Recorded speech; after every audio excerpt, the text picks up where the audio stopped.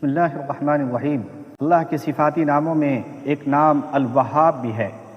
وہاب کے معنی ہیں بغیر کسی عوض کے عطا کرنے والا اور بغیر کسی غرض کے عطا کرنے والا۔ مطلب یہ ہے کہ اللہ رب العالمین جب کسی بندوں کو عطا کرتا ہے تو اس کے پیچھے کوئی عوض درکار نہیں ہوتا، اس کے پیچھے کوئی غرض درکار نہیں ہوتی، اور صرف ایک چیز مقصود ہوتی ہے کہ میں جو تم کو دے رہا ہوں اس پہ غور و فکر کرو، اس کو یوز کرو، اور یوز کر کے خدا کی چوکھٹ تک آؤ اور خدا کو مانو، خدا کی ربوبیت کو تسلیم کرو اور خدا کی عبادت کرو۔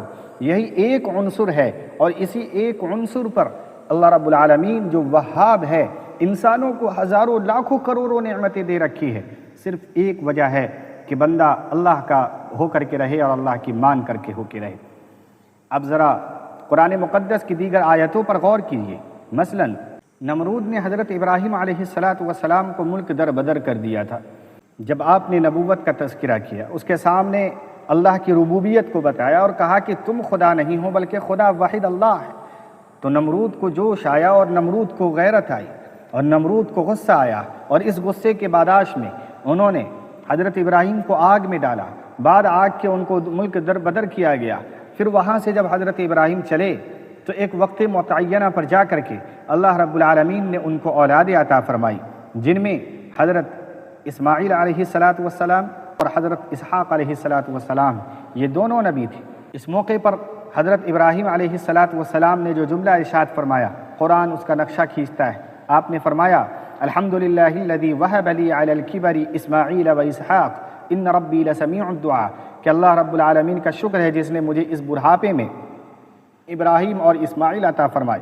اسی طریقے سے جب حضرت داؤد علیہ السلام کو حضرت سلیمان عطا کیے گئے، وَوَهَبْنَا لِدَاوُودَ سُلَيْمَانَ نِعْمَ الْعَبْدُ إِنَّهُ أَوَّابٌ، اور ہم نے داؤد کو سلیمان عطا فرمایا۔ تو یہاں پر دیکھیں اللہ رب العالمین جو انعام اور احسان کے طور پر ذکر کر رہے ہیں، الوہاب کا خاص تذکرہ موجود ہے۔ حضرت موسیٰ علیہ السلام کی دعا پر حضرت ہارون علیہ السلام کو نبی بنایا گیا انوکھے طرز پر۔ پھر اس موقع پر اللہ رب العالمین خود قرآن مقدس کے اندر یہ جملہ ارشاد فرماتے ہیں وَوَهَبْنَا لَهُ مِن رَحْمَتِنَا أَخَاهُ هَارُونَ نَبِيًّا، کہ اپنی خاص رحمت اور خاص مہربانی سے ہم نے ہارون کو نبی بنایا۔